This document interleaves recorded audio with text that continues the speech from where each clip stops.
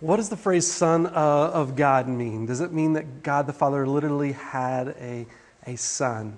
The answer to that question is just plainly no. The phrase son of, it doesn't mean that someone literally has to be born from someone. In fact, around the Greek New Testament when it was written, Caesar was referred to as the Son of God himself. And what that phrase literally meant was the nature of. And so Caesar was expressing the nature of. In fact, when you read it with the phrase son of within the Bible, you find that is true.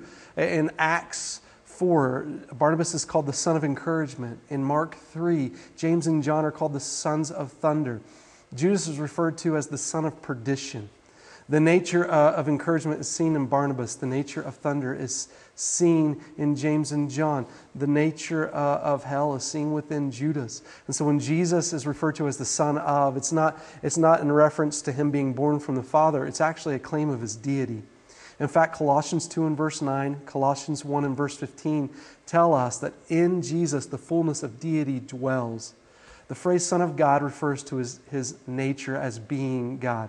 In John chapter 3 and verse 18, it tells us that he is the only begotten Son of God.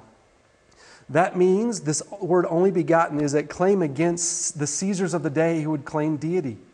It's saying that Jesus is the only one that possesses this nature in him. It's the uniqueness of Christ. The word only begotten, it means monogenes. It's mono, the singularity, for the same word we have mono today, the one. And genes is the word for where we get gene. It's the only one of this kind or class. Jesus is the only one that represents God in the flesh. And in fact, John chapter 1 all the way to verse 14 says that to us. In the beginning was the Word in verse 1. And the Word was with God, and the Word was God. And in verse 14, the Word became flesh and dwelt among us.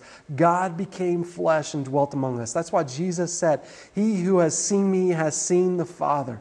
God is now dwelling in fleshly form. The phrase Son of God does not mean that God the Father had a kid. What it means is that Jesus himself is God in the flesh.